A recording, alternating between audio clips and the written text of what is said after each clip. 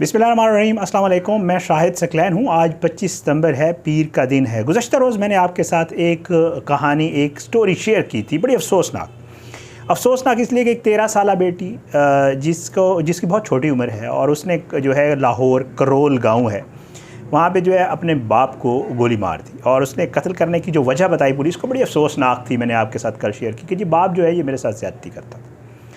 ये जब मेरे सामने ख़बर आई तो आपको पता है, हम खुद ज़ाहिरी बात है ऐसी ख़बरें रोज़ देख रहे होते हैं, लेकिन ऐसी अफसोसनाक ख़बरें जब उनका बाद में इन्वेस्टिगेशन की जाती है तो पता चलता है कि ये मामला कुछ और था और इसको कुछ और रंग देने की कोशिश की गई। कल भी यही हुआ। जब मेरे सामने ये खबर आई तो मैंने आपको कल की वीडियो में भी कहा था कि ये मामला जो है इतना सादा मुझे नहीं लग रहा कि एक बेटी 13 साल की थी, उसने कहा जी मेरा बाप मेरे साथ ज़्यादती करता था और मैंने इसको जो है ना आज तंग आ गए, मैंने गोली मार दी। अब उसमें पुलिस जो है उसने जो तफ्तीश की है उसमें कुछ नई चीज़ें सामने आई हैं, वो आज की इस वीडियो में आपके साथ शेयर करूंगा।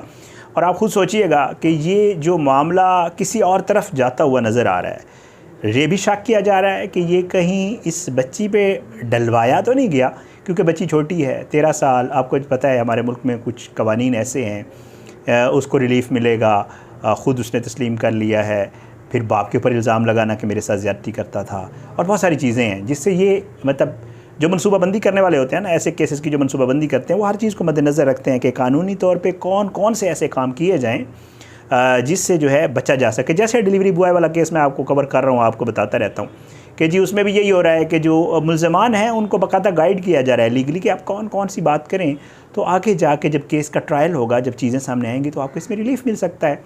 छोटी बच्ची है, अपने बाप के ऊपर इल्ज़ाम लगाया, सगा बाप है, उसने पिस्टल से मर्डर किया, पिस्टल वहीं मौजूद था और उसने पिस्टल पकड़ा हुआ था और कह रही थी कि जी मैंने मारा है। तो इसमें कोशिश की जा रही है कि शायद किसी को बचाया जा रहा है। स्टोरी आपके सामने रखता हूँ, पुलिस ने जो तफ्तीश किया, जो पुलिस का ये कहना है कि शख्स जो है, इसका नाम बिलाल था, ये टेलर का काम करता है। करोल गांव में ये है, तकरीबन कोई 8-9 साल कबल यहाँ का शिफ्ट हुआ था और इसने घर बनाया था, छोटा सा घर है इसका अपना।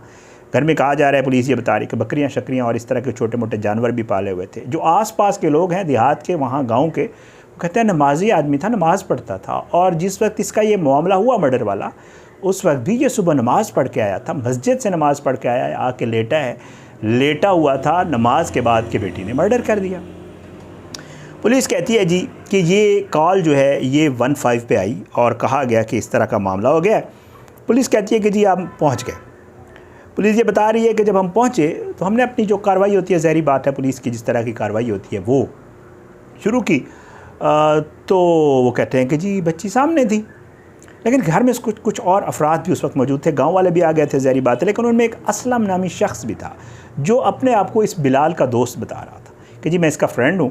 मुझे भी कॉल आई तो मेरी फजर की नमाज़ के बाद जो है मुझे कॉल आई और मैं आ गया और मुझे पता चला कि ये मामला हो गया है। मारा किसने? जी मारा इस बच्ची ने। ये 13 साल की बच्ची है। ये बच्ची कह रही है मैंने मारा है, जैसे मैं आपको कल की वीडियो में बता चुका हूँ। पुलिस ने कहा जी इतनी छोटी बच्ची और ये कैसे हो सकता है। बहरहाल पुलिस ने ये किया कि अब पुलिस की मैं आपको ऑब्जर्वेशंस भी बताता हूँ कि पुलिस ने वहाँ क्या ऑब्जर्वेशंस थी, जो लोग वहाँ पे गए उन्होंने क्या ऑब्ज़र्व किया। पुलिस कहती है कि जी हमने कहा कि जी किसने, तो उन्होंने कहा बच्ची ने मारा। बच्ची को हमने कहा कि जी आपने, तो उसने कहा जी क्यों मारा है। उसने कहा जी देखें ना, इसने 6 माह पहले भी मुझे छेड़ता था, ये मेरा बाप सगा बाप है, फिर इसने कुछ 4 माह पहले भी मुझे छेड़ा था, फिर इसने आज भी मुझे जब छेड़ा तो मैंने कहा अच्छा ये सोएगा तो फिर मैं इसको ये सारा कुछ। अब उसने पिस्टल कहाँ से लिया ये सारी अभी पुलिस इन्वेस्टिगेट करी। तो पुलिस ने उससे कहा अच्छा आपने, उसने कहा हाँ जी। तो पुलिस ने उससे कहा कि अच्छा बेटा ये पिस्टल उठाए ना ज़रा और इसको आप लोड करें। आपको पता है जब कोई वेपन जो है उसको इस्तेमाल किया जाता है तो then you have to load the chamber ना, उसको गोली को आपने लोड करना होता है। तो पुलिस ये बताती है कि जब मैंने उस बच्ची को कहा कि आप पिस्टल उठाएं, आप इसको लोड करें इसका मतलब चलाने के लिए, तो पुलिस कहती है कि वो बच्ची जो थी उसकी जो उम्र है, जो उसकी मतलब सेहत है, जब उसने पिस्टल उठाया तो पिस्टल उठाते उसके हाथ कांपना शुरू हो गए। तो जब बच्ची पिस्टल उठा नहीं सकती, लोड करना तो फिर अलग बात है। और जो लोग हम इस्तेमाल, ज़ाहिरी बात है इस तरह की चीज़ें जो लोग इस्तेमाल करते हैं उनको पता होता है कि कितना वो हार्ड होता है और कितनी मुश्किल से एक सेहतमंद ताकतवर आदमी भी स्पेशली पिस्टल को लोड करना। बाकी ये जितनी गन्स होती हैं इनका तो आसान होता है, बुलेट चैम्बर से लोड करना, बट ये है कि ये जो पिस्टल होता है स्पेशली ये जो 9mm से पिस्टल्स होते हैं इनको लोड करना आसान नहीं है। तो पुलिस यही कहती है कि जी हमने जब उसको कहा तो उसने उठाया, तो हमें समझ आ गई कि ये मामला इस बच्ची का नहीं है, या तो इसको किसी ने लोड करके दिया है और फिर इसने, लेकिन फिर पुलिस ये कह रही है कि जब आप फायर करते हैं किसी भी आप गन से करते हैं, शॉट गन हो या ये पिस्टल विस्टल हो, तो ये बहुत ज़्यादा उसका झटका होता है, जो कि अगर आप दोनों हाथों से भी करें तो वो आप उस तरह उसके ऊपर नहीं कर सकते, अपने जो टारगेट होता है उसका बड़ी मुश्किल से, और बड़े माहिर लोग इस तरह कर सकते होते हैं, आसान काम नहीं। पुलिस ये बताती है कि बच्ची पिस्टल उठाते हुए कांपने लग गई, फिर चैम्बर से लोड नहीं हो रहा था। फिर हमने ये भी देखा कि यार इसने जब रख के मारा होगा तो ज़ाहिर बात है ये तो नहीं पॉसिबल कि जी एक जगह रख के उसने, तो पुलिस इस नतीजे पे पहुंच रही है जी कि ये इसने नहीं किया, इसने ये नहीं किया, किसी और ने किया है, और फिर इसको समझाया है कि आप ये करें, तो उसके बाद जो है आप कहेंगी तो फिर आप क्योंकि छोटी हैं और आप ये इल्ज़ाम लगाएंगी बाप के ऊपर, तो फिर इसका जो है काम किसी और तरफ चला जाएगा, करने वाला भी बच जाएगा, करवाने वाला करने वाला जो भी है, और ये भी क्योंकि बच्ची है थोड़े अरसे के बाद इसको भी रिलीफ मिल जाएगा। तो देन बंदा भी जिसको टारगेट करना था वो भी चला गया, और जो बाकी लोग थे जिन्होंने इससे कोई मकसद हासिल करना था वो भी वहाँ बच गए। अब पुलिस ये कह रही है कि जी हम इस तरफ तफ्तीश कर रहे हैं। एक और चीज़ जो पुलिस ने ऑब्ज़र्व की, जो मेरी बात, वो कहते हैं कि जब हम वहाँ पहुँचे तो पुलिस अपनी ऑब्जर्वेशंस करती है, खुदा न खास्ता जब भी कोई इस तरह का सीन हो जाता है, पुलिस कहती है कि जब हम वहाँ पहुँचे तो हमने कुछ ऑब्ज़र्व किया। वो ऑब्ज़र्व ये किया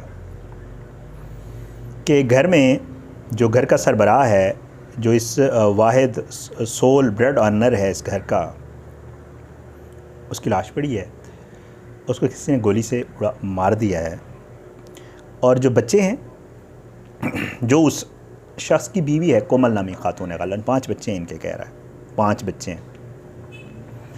वो कोमल नामी जो खातून है, जो बच्चे हैं वो रिलैक्स हैं, ना कोई रोना पिटना जैसे होता है खुदा न खास्ता जिसके सर का ताज चला जाता है, जिसके घर का सरबराह चला जाता है। ख़वातीन के लिए बड़ी ये अल्लाह किसी पे ये वक्त ना लाए, ज़ाहिरी बात है, मुश्किल होता है। उसको नज़र आ रहा होता है कि मेरे साथ आगे क्या होगा पता नहीं, हमारी सोसाइटी को अगर देखा जाए तो कहते हैं रिलैक्स, कोई मसला नहीं, घर वाले भी मौजूद हैं, महल्ले वाले भी आए हुए हैं। पुलिस ऑब्ज़र्व करती है कि यहाँ तो कुछ मतलब कोई फील ही नहीं हो रहा कि यहाँ पे खुदा न खास्ता कोई बड़ा एक सानिया हो गया है किसी फैमिली के साथ। तो पुलिस अब इस चीज़ को इन्वेस्टिगेट कर रही है। पुलिस उस बच्ची से पूछती है, बच्ची कहती है जी मैंने मारा। किसने उस बच्ची से ये कहलवाया है कि आप अपने सर डाल लें इसको, और इसको जो है आगे फिर देख लेंगे केस को।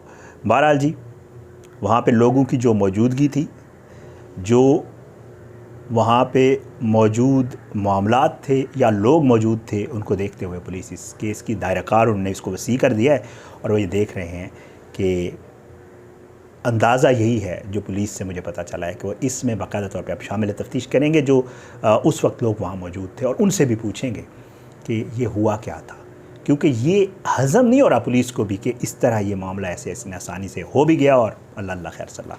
करोल घाटी गांव आपको याद होगा, रिंग रोड के साथ बड़ा मशहूर एक अनफॉर्चुनेट वाक़या हुआ था, मोटरवे ज़्यादती केस, उसी का ये वही गाँव है। इजाज़त, इंशाल्लाह अगली वीडियो में मुलाकात होगी। ये कुछ चीज़ें सामने आई थी इस केस को लेकर, मैं इसको फॉलो कर रहा था क्योंकि बड़ा अफसोसनाक वाक़या था, तो मुझे कुछ डेवलपमेंट्स पता चली थी, मैंने कहा आपके साथ शेयर कर दूँ। आप अपनी दुआ में हमें याद रखा करें। अल्लाह पाकिस्तान का हामी नासिर, और अल्लाह सबको जो है वो अपनी हिफ्ज़ व अमान में रखे, अल्लाह सबको हिदायत दे। जो मामलात हम आपको बताते रहते हैं उनको देख कर तो ये लगता है हमें दुआओं की बड़ी अशद ज़रूरत है, और साथ दवा की भी ज़रूरत है कि हम अपने आप पे, अपनी सोसाइटी पे, अपने बच्चों पे और तवज्जो दें। हम किस तरफ जा रहे हैं मुआशरे के तौर पे ना, बड़ी सख्त ज़रूरत है हमें इन चीज़ों में ज़रा थोड़ा इन्वेस्ट करने की। इन्वेस्ट मैं उस पॉइंट ऑफ व्यू से कह रहा हूँ कि टाइम देने की ज़रूरत है, बात करने की ज़रूरत है, तवज्जो देने की ज़रूरत है। स्कूल्स में, घर में, मुआशरे में इन चीज़ों पे ज़रा थोड़ा सा लोगों को अवेयरनेस की ज़रूरत है कि किस तरफ जा रहा है ये मामला। इजाज़त, इंशाल्लाह अगली वीडियो में मुलाकात होगी। अपनी दुआ में याद रखा करें। बशर्ते ज़िंदगी। पाकिस्तान ज़िंदाबाद। अल्लाह हाफ़िज़।